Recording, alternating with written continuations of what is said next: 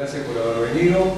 Esta es una actividad que, como ustedes ya saben, es organizada por la Dirección General de Patrimonio, Museos y Casco Histórico y está enmarcada en un ciclo de actividades que organizamos junto con el Instituto Irigoyeniano para conmemorar los 100 años de la reforma universitaria.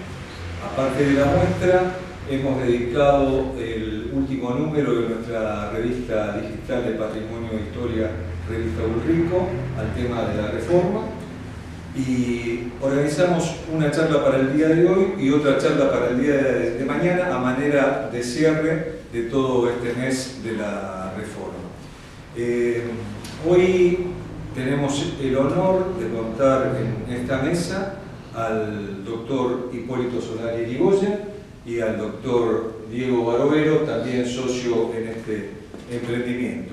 Voy a hacer simplemente una presentación formal. Todos ustedes conocen al doctor Solari Irigoyen, pero a modo de formalidad quiero decirles que nació en Buenos Aires, es abogado, egresado de la UBA, activo reformista en la universidad y miembro de la Unión Cívica Radical. Fue 2 veces senador de la Nación. Su padre, Edelmiro Cecilio Solari, fue un militante reformista en la universidad y dirigente radical de la ciudad de Buenos Aires. Su hermano, Edelmiro Solari Irigoyen, también fue dirigente radical. Mantiene relación de parentesco con Leandro Alem e Hipólito Irigoyen, de los que es sobrino bisnieto y sobrino nieto respectivamente. Fue fundador del Movimiento de Renovación y Cambio que lideró Raúl Alfonsín. Solari Irigoyen migró a la provincia de Chubut, radicándose en la ciudad de Puerto Madryn. A comienzos de la década del 70 comienza a defender presos políticos detenidos en la cárcel de Rawson. En 1973 y 1975 sufrió sendos atentados por parte del grupo parapolicial AAA y en 1976 fue desaparecido por la dictadura militar instalada ese año, para luego ser expulsado del país, tras lo cual se radicó en París, donde permaneció hasta la restauración de la democracia en 1983. Integró el Comité de Derechos Humanos de Naciones Unidas entre 1999 y el 2002, siendo vicepresidente del mismo los 2 últimos años. Su actuación se ha orientado hacia el campo de los derechos humanos y las relaciones internacionales. En 2008 fue elegido presidente de la Convención Nacional de la Unión Cívica Radical. Entre otros libros publicó los siguientes: Así son las Malvinas de hoy, El escándalo Baluar, Los años crueles, Testimonios australes, Malvinas, lo que nos cuentan los ingleses, 1833-1982, y Patagonia, las estancias del desierto. Muchas gracias, doctor, por estar aquí presente.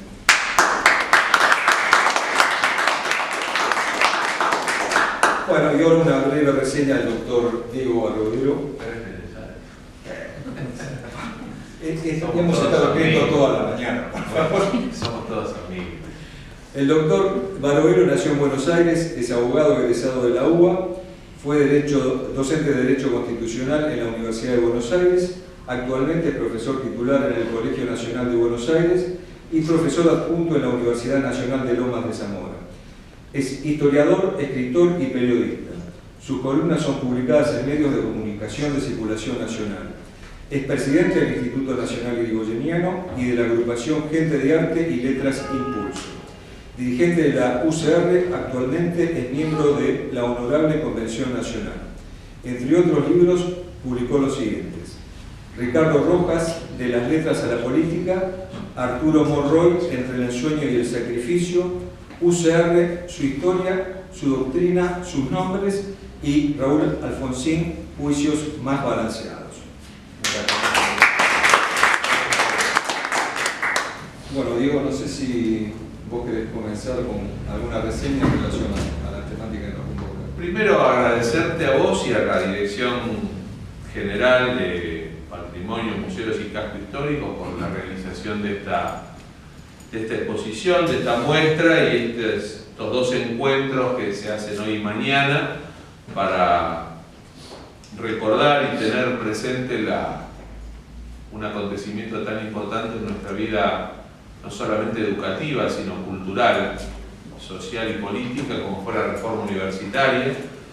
Creo que lo que están haciendo es muy valioso, está muy bien la exposición, la curaduría, más allá de que obviamente lo compartimos porque hemos hecho algún aporte en algunas imágenes y material exhibido, pero creo que es fundamental además que desde el Estado, en este caso desde la ciudad, se haya pensado en conmemorar este acontecimiento con una muestra y con una visión también desde lo que es la difusión cultural del acontecimiento.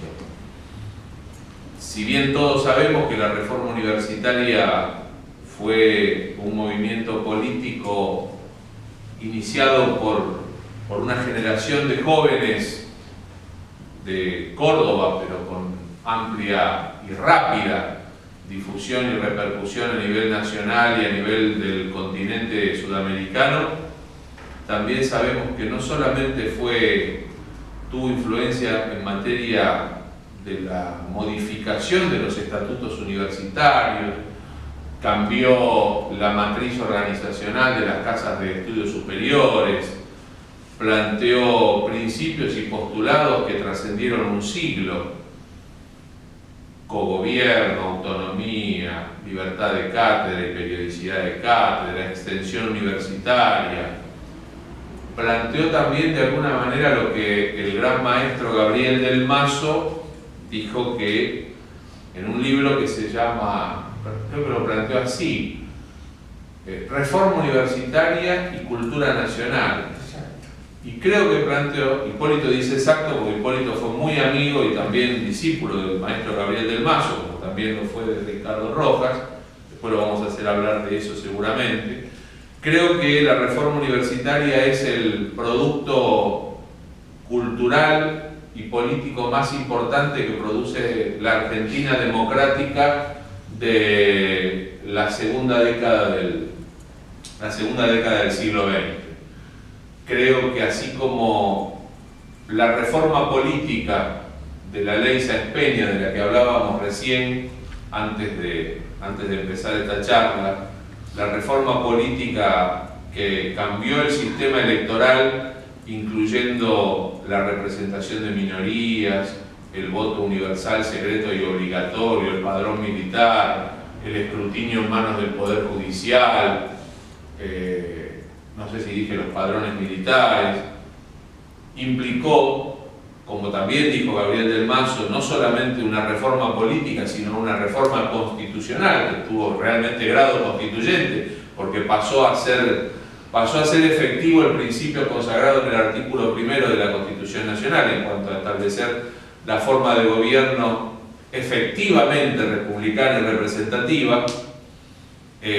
La reforma universitaria es un poco hija de esa reforma política y fue una forma de entrar definitivamente la Argentina del siglo XX. La Argentina decimonónica venía con algunos desajustes en su funcionamiento interno, venía con un proceso largo de constitucionalización luego del periodo de las guerras civiles, la organización nacional, el dictado de una constitución nacional en 1853 que es rechazada por la provincia de Buenos Aires, que se separa de la Confederación y readquiere su condición de Estado autónomo y reasume su representación exterior, situación que se va a saldar recién en 1859 luego de la batalla de Cepeda y el Pacto de San José de Flores, el Pacto de Unión Nacional de San José de Flores. Esa constitución que recién en 1860 se convierte en una constitución de carácter nacional y que significaba también todo un avance en materia de derechos, garantías, por supuesto bajo los ideales de las ideas liberales, dejó planteadas algunos interrogantes, algunos temas sin resolver que fueron motivo de disputas, de polémicas, de luchas, de revoluciones. No corrió poca sangre por ello, al contrario.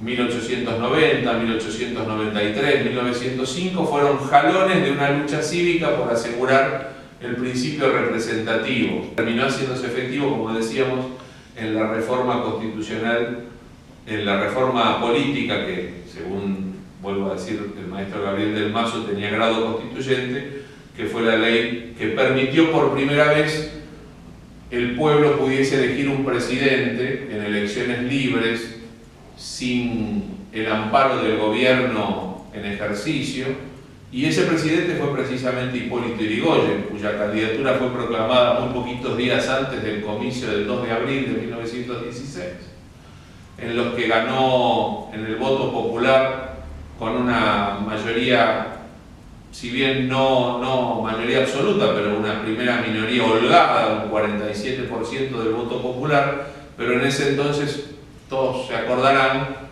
la Constitución establecía la elección indirecta para presidente y vicepresidente, se elegía a través de colegios electorales, al igual que el sistema norteamericano, que todavía está vigente. Y estuvo muy cerca de producirse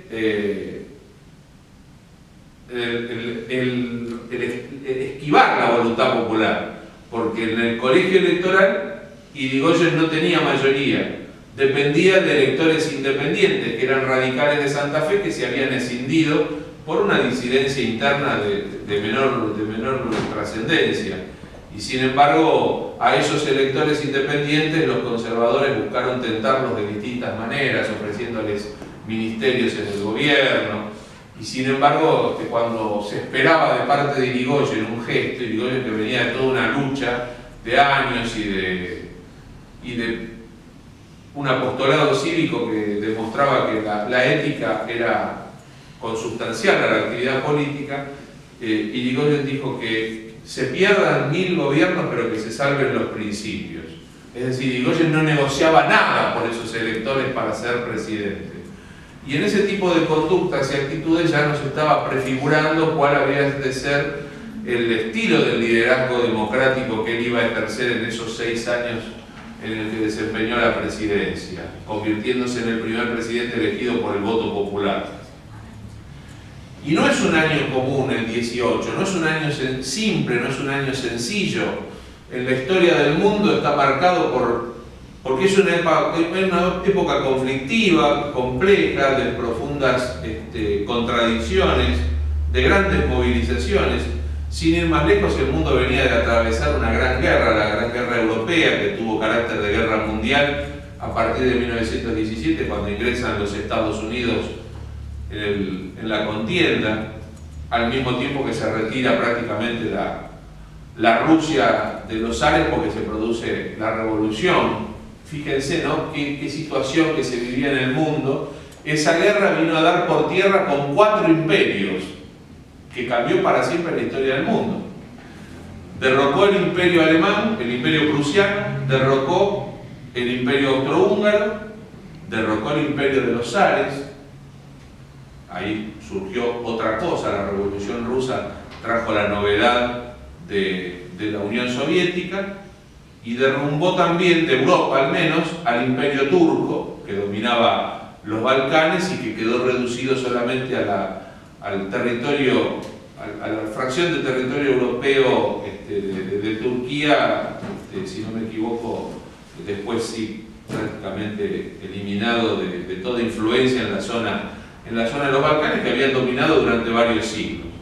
Esa guerra se llevó puestos 4 imperios y vino una revolución como la rusa que marcó la historia del siglo XX prácticamente, no solamente para Rusia, sino para gran parte del mundo, para la mitad de Europa, para muchos países del Asia, y que también llegó a tener influencia en Latinoamérica, como sabemos todos, y que tuvo esos ecos también en nuestro país, donde los movimientos de carácter socialista, anarquista y comunista empezaron a tomar una gran influencia, un gran incremento, o sea, había una gran efervescencia social.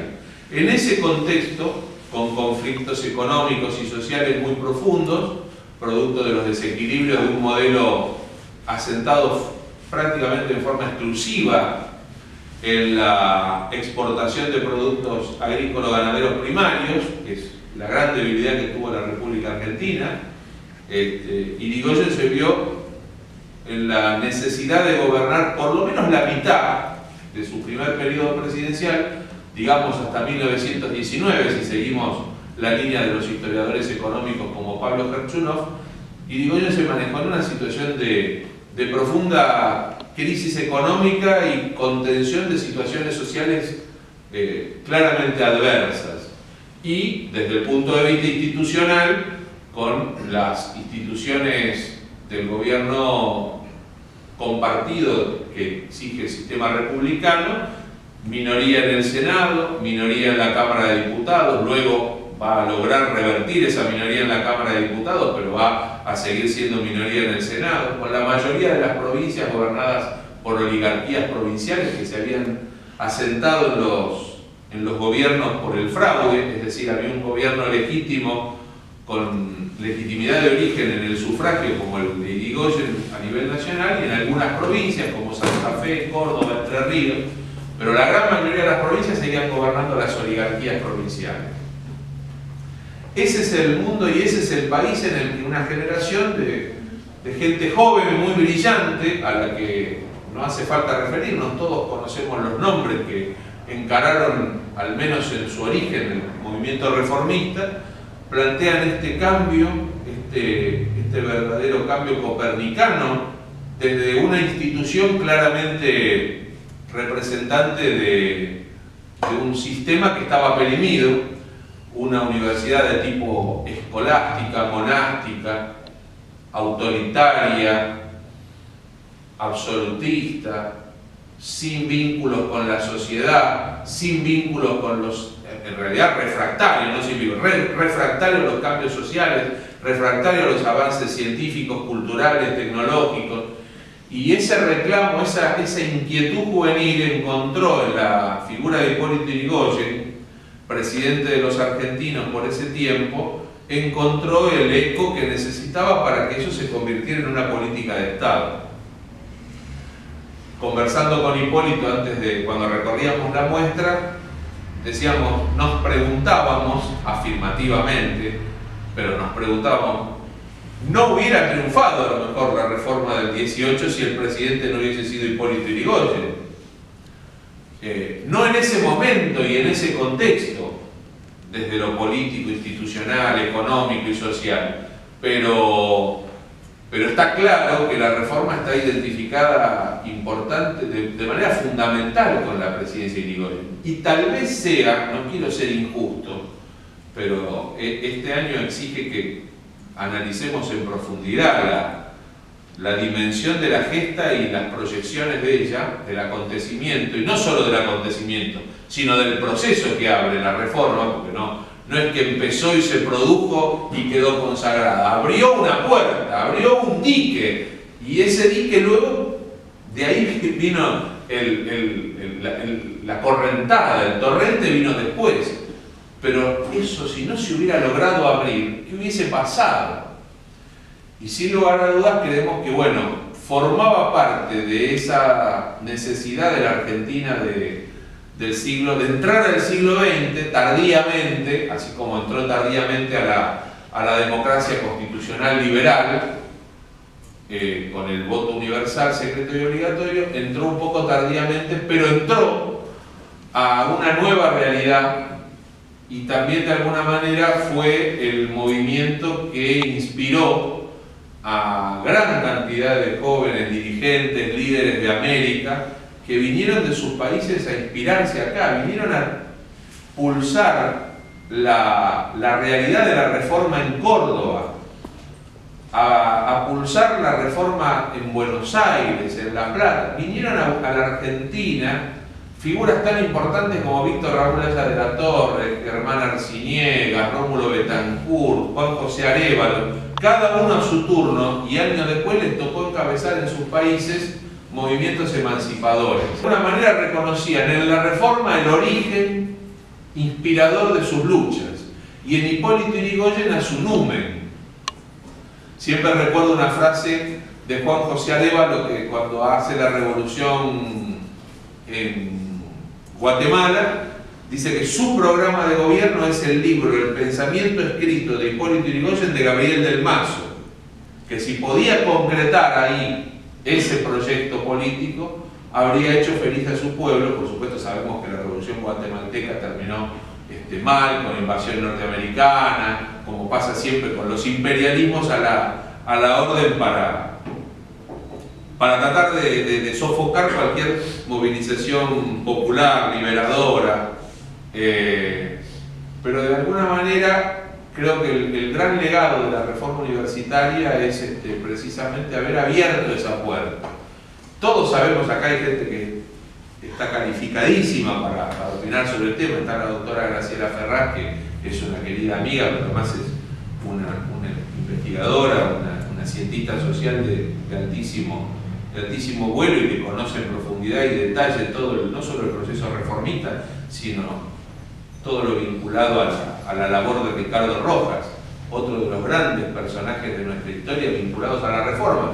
Generacionalmente él no fue un reformista, pero fue sin lugar a dudas uno de los grandes maestros de la generación reformista, aquellos a los que ellos recurrían como fuente de inspiración, a quien seguramente le vamos a poder sacar a Hipólito algún testimonio sobre don Ricardo, porque él lo conoció, lo trató con mucha asiduidad. No fue su discípulo en las aulas, pero fue su discípulo político. Entonces yo creo que este tipo de recordaciones, más allá de saber separar también un poco lo que tiene que ver con la reforma en Córdoba, contra qué reaccionó esa reforma, qué se planteó reformar, que fue distinto de lo que pasó en Buenos Aires, porque Buenos Aires era una universidad totalmente distinta a la cordobesa, era menos, no era una universidad monástica, era una universidad positivista, hija del positivismo del siglo XIX, y una universidad, sí, por supuesto, con algunas cuestiones de oligarquización, pero donde ya venían produciéndose hechos que marcaban que había un cambio en ciernes, que había un cambio social en ciernes. El famoso suicidio del estudiante Roberto Sánchez, que no era Sandro, pero que se llamaba Roberto Sánchez, y lo aplazan, lo bochan en un examen, genera toda una huelga a finales de la década de 1870, y después va a ir jalonando episodios de rebeldías juveniles en esta universidad. Particularmente vale la pena, porque somos egresados de ella, mencionar las rebeldías de la Facultad de Derecho en aquellos comienzos del siglo XX, pero también vale la pena mencionar un rector importante de la Universidad de Buenos Aires, un rector que duró mucho, que fue 4 periodos, estuvo 16 años al frente, fue el rector Fermín Uballes, que dirigió la Universidad de Buenos Aires introduciendo reformas casi en dosis homeopáticas, dándose cuenta que había la necesidad de abrir determinados cambios de acuerdo a los tiempos que corrían, a los reclamos y a los cambios sociales que se imponían, pero que después en el 19 va a terminar teniendo que aplicar los reglamentos reformistas cordobeses, esos que escribieron José Nicolás Matienzo y que después consagró un gran olvidado, como decimos siempre, que es el ministro de Educación de Irigoyen, que es quien interviene finalmente en el conflicto cordobés, cuando la Corda Frates le arranca a los jóvenes el triunfo reformista y hacen la famosa trenza por la cual se quedan como que si no hubiera pasado nada, y ahí se arma la gran batahola de la toma de la universidad y esa huelga que es la que produce que Irigoyen tome cartas directamente a través de su ministro, José Santos Salinas, riojano de Olta, a quien se ha prácticamente menoscabado a través de la historia, se lo ha tratado, incluso hay por ahí una caricatura que quisimos incluir en la muestra, que es una cara así caretas, es tal vez la más sencilla, la más liviana de las caricaturas que debió soportar Irigoyen y sobre todo Salinas, a quien hasta lo ridiculizaban como un asno, como un iletrado. Y José Santos Salinas era corresponsal del diario La Nación en La Rioja. Difícilmente La Nación hubiese designado corresponsal en La Rioja a un iletrado, ¿no? Creo que es injusto. Y por otra parte, creo que Salinas tiene el reconocimiento que debemos hacer de ser el único ministro que acompañó a Irigoyen durante todo su periodo. El único ministro que tuvo los 6 años de la presidencia de Irigoyen fue Salinas. En las demás carteras se produjeron cambios. Sin embargo, en educación no. Y yo quiero creer, porque además es mi trabajo, al presidir el Instituto Nacional Irigoyeniano, yo tengo que actuar por lo menos siempre como abogado de Irigoyen. No lo necesito ante Hipólito, porque Hipólito lo va a defender más y mejor que yo, pero a veces pasa que lo sientan en un panel donde lo están esperando con el puñal escondido, el facón entre el poncho, para la puñalada irigoyenista típica. Yo quiero creer que Irigoyen también, de alguna manera, en esa continuidad de Salinas al frente del Ministerio de Educación, estaba también el compromiso que Irigoyen tenía profundo, sincero y real con la reforma. Y no me engaño, no soy un inocente. Los que venimos de la actividad política sabemos que política se construye mediante la acumulación y mediante la construcción, que hay una fase de la política que es la diagonal, la de la lucha, y está la constructiva. Y Irigoyen entreveía en esos jóvenes universitarios la generación que iba a consolidar la democracia, que iba a consolidar los cambios que él traía a la política y a las instituciones del país, y eso era una especie de vanguardia, esa inteligencia juvenil. Muchos de ellos militaron a partir de entonces en el radicalismo, muchos otros no, y hasta algunos fueron férreos opositores a Irigoyen. Se alegraron de que Irigoyen cayera el 6 de septiembre de 1930, pero luego comprendieron su error, se arrepintieron. Les parecía a Irigoyen hasta de alguna manera un poco como vetusto, como con esa imagen de caudillo antiguo, y estos eran jóvenes intelectuales brillantes. Por eso se tentaron muchos con el liderazgo de Lisandro de la Torre, otros se hicieron socialistas.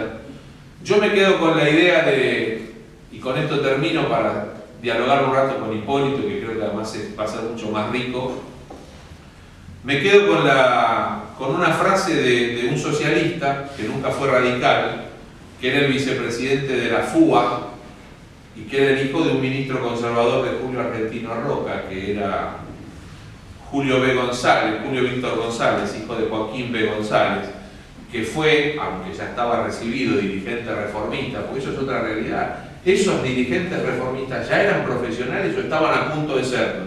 Luchaban por cambiar un sistema que a ellos no los iba a beneficiar, porque ellos ya eran hijos de la universidad pre-reformista, ya eran casi egresados o egresados. Sin embargo, lucharon para las generaciones que siguieran a hacer las carreras universitarias. Y Julio B. González, en una conferencia que da en la Facultad de Derecho de la UBA en 1923, dice que a ellos eran parte de una generación que hubo 3 hechos que les abrieron la cabeza. La Gran Guerra Europea, la Primera Guerra Mundial a la que nos referíamos al principio, la Revolución Rusa y el acceso del radicalismo al poder habían sido las 3 llaves que a ellos les abrieron las puertas a la verdad. Entendieron cómo era el proceso del país en ese momento.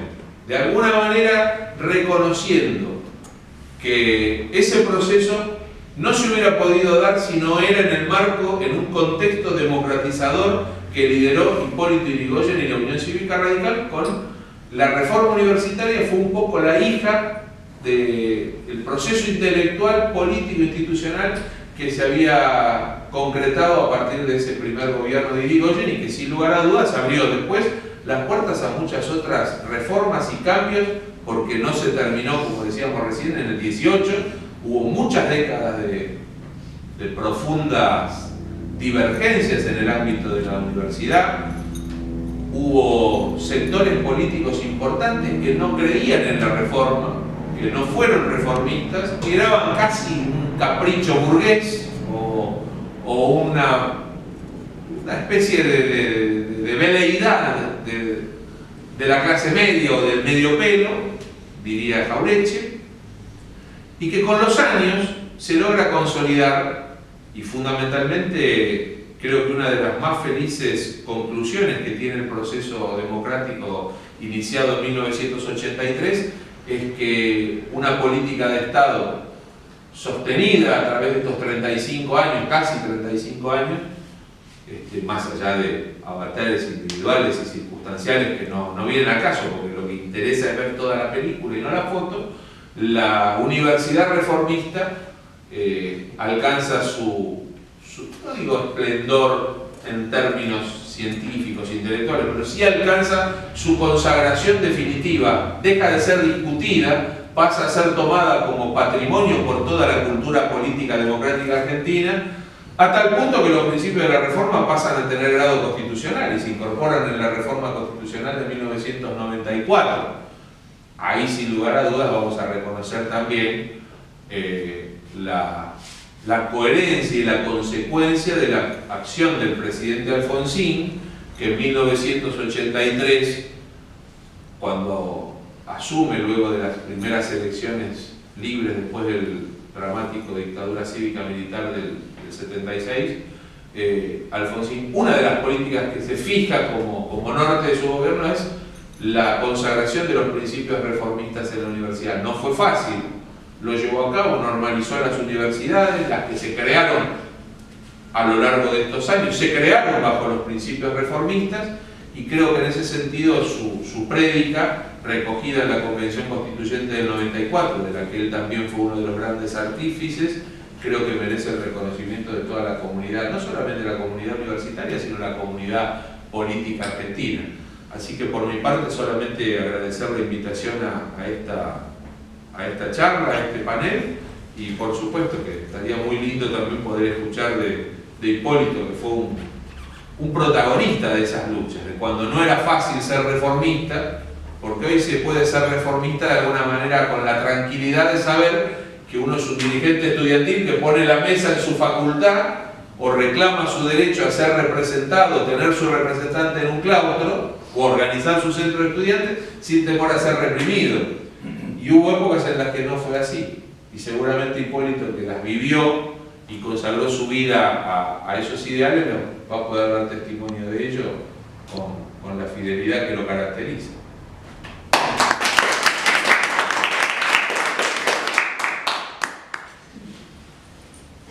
Bueno, Hipólito, cuéntenos algo usted ahora.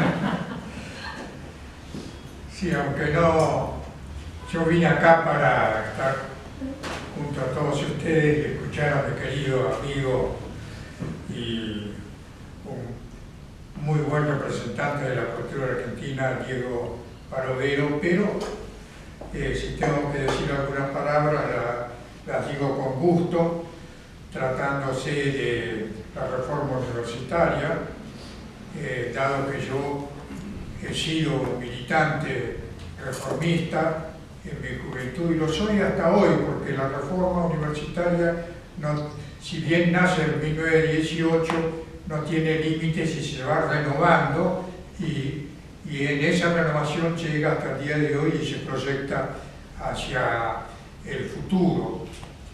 De manera que me da gusto poder decir unas palabras, sobre todo ante la efeméride de que estamos a 100 años de un hecho que marcó la vida intelectual, cultural, educativa de nuestra República, pero que también se extendió por el continente.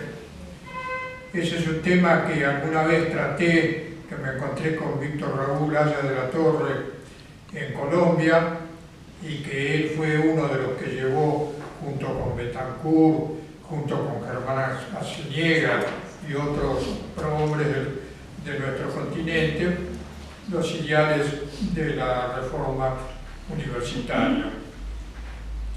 Lo cierto es que cuando a mí me tocó luchar por estos ideales, no eran momentos fáciles. Era la presidencia del general Juan Domingo Perón, y como cualquier análisis objetivo sabe que el peronismo tuvo diversas facetas, no todas malas, pero en la Facultad de Derecho que yo actuaba de la Universidad de Buenos Aires tenía una faceta conservadora, autoritaria, pseudo-nacionalista. Estas no son apreciaciones subjetivas, no quiero dar un juicio, sino tratar de ubicar en el panorama que me tocó a mí luchar por los principios de la reforma. fueron épocas de la vigencia de la antirreforma. Teníamos la facultad con policías uniformados permanentemente, había un batallón allá adentro, y también si había uniformados, es obvio que aunque no lo sabíamos a ciencia cierta, habría también muchos otros sin uniforme. Por otro lado, teníamos una oficina dentro de la facultad en donde no había estudiantes, sino un grupo de matones que actuaban ante cualquier intento que había de elevar una protesta pública entre los estudiantes. Así que en esos tiempos levantar la bandera de la reforma implicaba una responsabilidad que habíamos recibido de nuestros antecesores y que nuestro objetivo era llevar la bandera hacia el futuro para que nuevas generaciones la retomaran, lo que por suerte ha sucedido hasta el día de hoy. Porque como lo contaba hace un rato, la reforma no se agota en los 18, sino es un movimiento que se impulsa hacia el futuro y se va renovando de acuerdo a las necesidades de cada época, pero basada en los principios generales. La reforma modificó la idea de la universidad. Antes se podía decir que era un círculo reservado a profesores, los alumnos no contaban y el reconocimiento de la personalidad de los alumnos llega con la reforma universitaria. ¿Por qué? Porque los alumnos eran los principales actores de la reforma. Así que hubo un cambio fundamental que fue legalizado desde el punto de vista institucional por el presidente Irigoyen, que les dio plena vigencia y permitió que esos ideales se impulsaran hacia el futuro. Pero los ideales de la reforma tienen que continuar. A mí me da placer, aunque no lo tenía previsto, decir estas pocas palabras por mi condición de reformista que fui y que soy hasta el día de hoy y que seré mientras Dios me dé vida. Así que tomamos la bandera de la reforma y también tenemos que señalar que los mejores periodos de la universidad han sido cuando la reforma ha estado vigente. Ricardo Rojas, mi maestro, fuera de las aulas, pero sin duda el hombre que más ha influido, la persona que más ha influido en mi formación política y cultural, él fue un rector de la reforma universitaria, el más conocido, el más clásico. La reforma también activó el compromiso político. No se podía vivir encerrado en las aulas como un claustro sin apertura hacia el país y hacia el mundo. Había que tener una amplitud de criterio porque los estudiantes de un momento son los profesionales del momento o de varios momentos siguientes. Así que cuando me tocó luchar lo hice con mucha vehemencia. En ese momento, cuando éramos jóvenes, la vehemencia no la valorábamos, pero cuando uno toma una mirada retrospectiva, ve que por los ideales que sosteníamos nos daban mucha fuerza para luchar, sobre todo con los sectores adversos. Bueno, no tengo muchas ganas de seguir improvisando para no repetir. Una preguntita que le haga la va a contestar. Sí, por supuesto, estoy dispuesto a responder a todas las preguntas que quieran.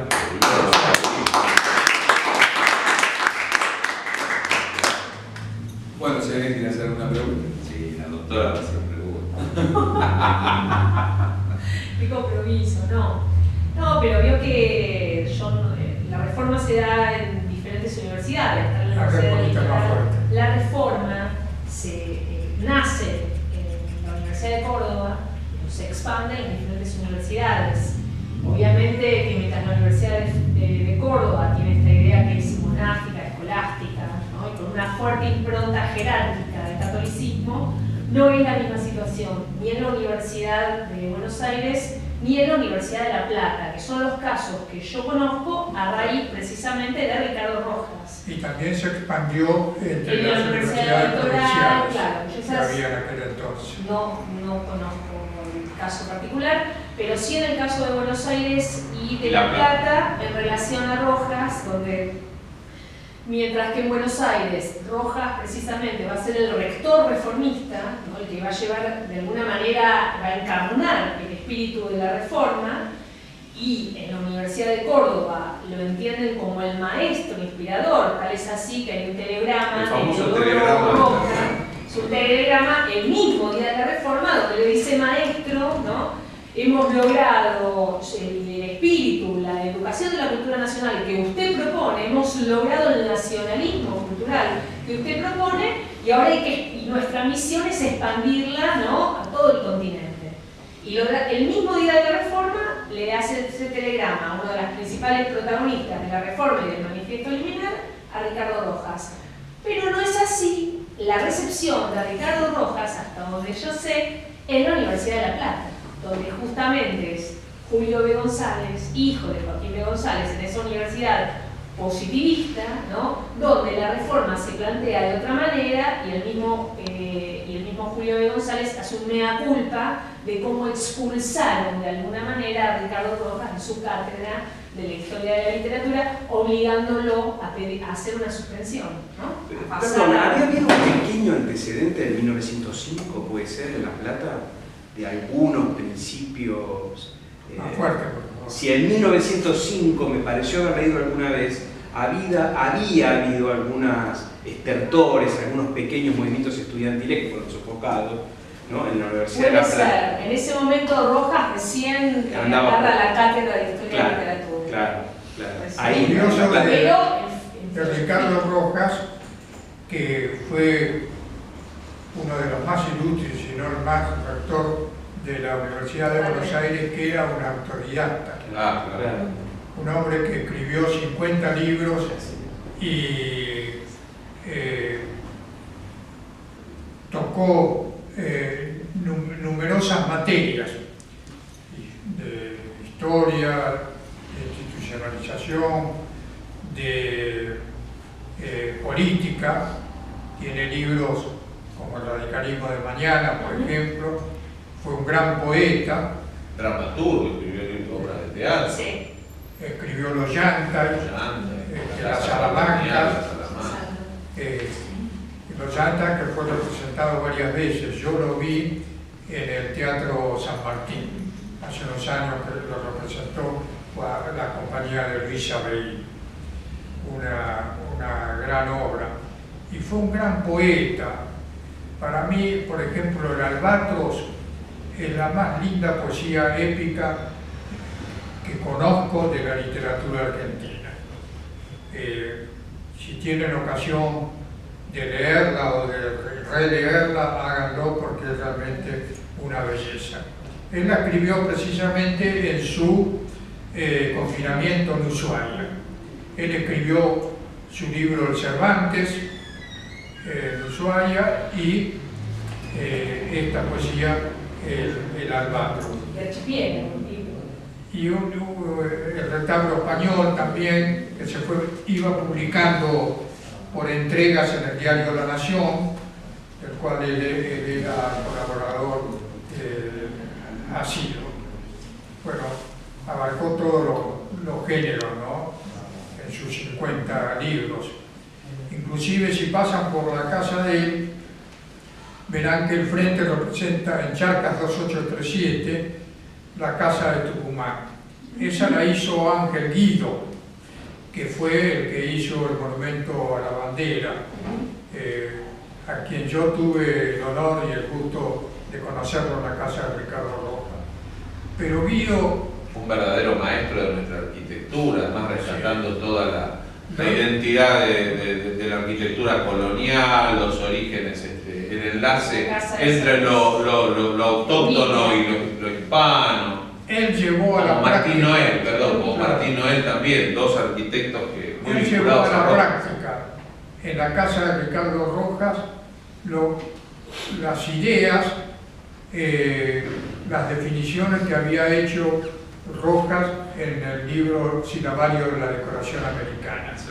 Así que no tengan la oportunidad de pasar por ahí, van a poder ver esa obra de arte de Guido, de interpretar la arquitectura a través de un libro que marcó una época en un estilo de decoración, pero de decoración serio, porque a veces la palabra se usa con el sentido más limitado. Mucha gente de ciencias sociales, hay politólogos, sociólogos, que nosotros somos abogados y siempre terminamos dando la vuelta a la calecita y hablamos de la Facultad de Derecho. La Facultad de Derecho de la Universidad de Buenos Aires fue tal vez el campo de batalla más sangriento que tuvo la reforma universitaria, porque ahí las batallas de la reforma se dieron, cuando digo sangriento, no miento, digo sangriento porque había piñas, había puñaladas y había tiros, balas de armas de fuego. Alguno de ellos, en alguno de esos episodios, estuvo entreverado nada menos que Homero Nicolás Mancione, que fue estudiante de Derecho hasta que es expulsado por la Revolución del 30, por supuesto radical y reformista, y que tal vez de alguna manera nos regaló, al quitarle la posibilidad de convertirse en abogado, nos regaló a uno de los más grandes poetas de Buenos Aires, con una gran identificación con lo popular, como lo denota su identificación y la cantidad de letras de tango que él produjo, las obras los guiones cinematográficos, de obras importantísimas como Su mejor alumno, La guerra gaucha, Historia de Buenos Aires, Historia del 900, El último payador. Pero digo, hablando de derecho, la lucha entre reformistas y antirreformistas en derecho encuentra en Ricardo Rojas, que no era un hombre del derecho, era de filosofía. Él era de filosofía y letras, había sido decano de filosofía y letras y creador del Instituto de Historia de la Argentina, de Literatura Argentina, Historia Argentina, y Ricardo Rojas como rector cuando se da la ruptura entre los reformistas y los antirreformistas. Los antirreformistas en derecho estaban liderados casualmente por un decano que luego va a llegar a ser vicepresidente y presidente de la República, el catamarqueño conservador Ramón S. Castillo, de triste memoria para la historia argentina, un presidente fraudulento conservador, era también por supuesto antirreformista, y Ricardo Rojas, con todo su prestigio de hombre de las letras, de docente, de maestro de generaciones argentinas, como rector se juega e interviene la Facultad de Derecho y se autodesigna él delegado normalizador. Y él normaliza bajo los principios de la reforma la Facultad de Derecho y permite que el Consejo Directivo elija ahí sí, con garantías, un decano reformista que va a ser quien era su amigo, su abogado personal, el doctor Alfredo Lorenzo Palacio, un gran amigo de Ricardo y de Julieta, que es quien lo defiende cuando Ricardo Rojas va al confinamiento, que él elige el confinamiento para no hacer uso del estado de sitio, de la opción de salir del país, como sí hicieron otros dirigentes radicales que preferían ante el estado de sitio exiliarse. Ricardo Rojas acepta el confinamiento dispuesto por la autoridad del gobierno de Justo y prácticamente pasa todo el año 34 en prisión. Sí, estuvo con un grupo de radicales que habían estado en la convención partidaria de Santa Fe, habían ido en un barco, el general Artigas, en el cual años después yo una vez viajé con mis padres hasta la ciudad de Corrientes. Al término de la convención, el general Justo hizo subir todo al barco y lo llevó preso a San Martín García. Y en Martín García se dividieron, Alvear y algún otro, pero el más importante era Alvear, que resolvió irse al exilio y se fue a París. Pero la gran mayoría tuvo que ir al confinamiento en Ushuaia, que no era la ciudad linda que conoce hoy del día de hoy, sino que era un villorio lleno de inclemencias y necesidades. Ahí fueron prohombres como Adolfo Güemes, que había sido gobernador de Salta, José Luis Cantilo, que había sido intendente de la ciudad de Buenos Aires, Enrique Mosca, que había sido gobernador de Santa Fe, Honorio Purredón, que había sido ministro, una gran personalidad también internacional. Entre ellos estaba el más joven, que era mi tío Martín Irigoyen, hermano de mi madre, que había sido diputado nacional hasta el golpe de Estado. Bueno, y estuvieron ahí llenos de problemas, pero bueno, la política para algunos es sinónimo de candidaturas. O cargos, beneficios, europeos. Pero la verdad que para los políticos genuinos, las candidaturas es solo una parte y muy lejos de ser la más importante de la acción política. Y así también hay muchos sacrificios. Yo personalmente lo he comprobado. Nunca he sido acusado de nada ni juzgado por nadie, pero me tocó sufrir 3 atentados. El primero fue el primer atentado de la AAA, salvé mi vida por milagro. Me pusieron una bomba en mi automóvil que cuando explotó, bueno, no alcanzó a matarme, pero el coche chocó contra la cochera de enfrente, empezó a incendiarse, tuve suerte de poder salir, pero evidentemente caí ensangrentado, sin poder caminar. Tuve un largo proceso que pasé a través de 6 operaciones, anduve mucho tiempo en silla de ruedas, después con muletas y con bastón hasta el día de hoy. Camino, pero bueno, no puedo caminar nada más que pocos trayectos y con la ayuda del bastón. También me tocó un segundo atentado en mi domicilio de Puerto Madryn, en donde me pusieron 2 bombas. Cuando explotó la primera, la onda expansiva fue tan grande que yo estaba durmiendo y golpeé contra el techo. Se destruyó parte de mi casa y yo, por suerte, recibí heridas, pero no fueron de alta consideración. Más que nada me causó problemas materiales. Y el tercer atentado que sufrí fue ya durante, el primero fue la presidencia del general Juan Domingo Perón, fue el primer atentado firmado por una organización terrorista conocida como AAA, Alianza Anticomunista Argentina. El segundo fue en mi casa de Puerto Madryn, que acabo de hablar, y el tercero ya fue durante la dictadura militar, que me tocaron el timbre en la madrugada. Yo me desperté más que nada por un perro que me hacía compañía.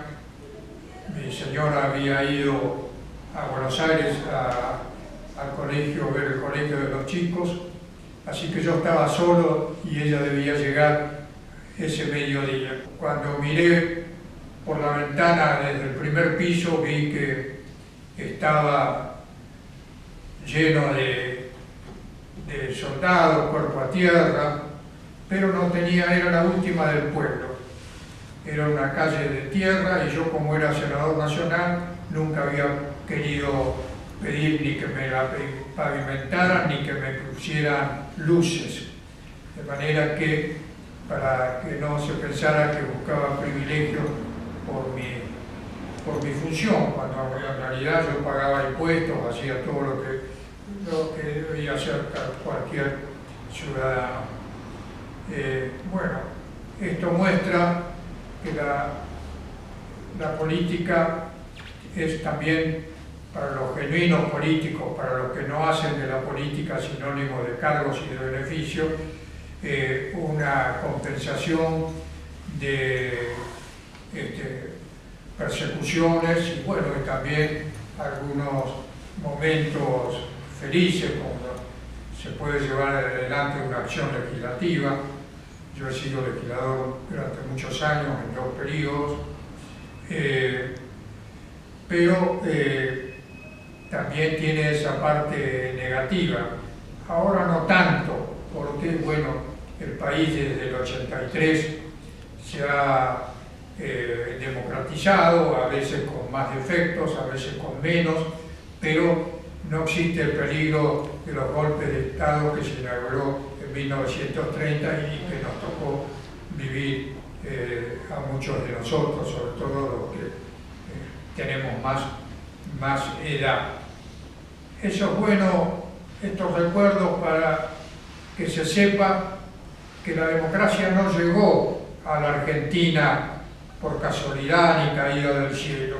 La democracia llegó porque hubo una generación, varias generaciones, pero la última, la que vio la transición, que lucharon para reconquistar la democracia, de la cual Alfonsín fue la personalidad más destacada y yo fui uno de los que integré esa generación y bueno, pagué un precio, como les acabo de decir muy someramente, para no entrar en detalles de todos los sufrimientos que me tocó pasar en aquellos años.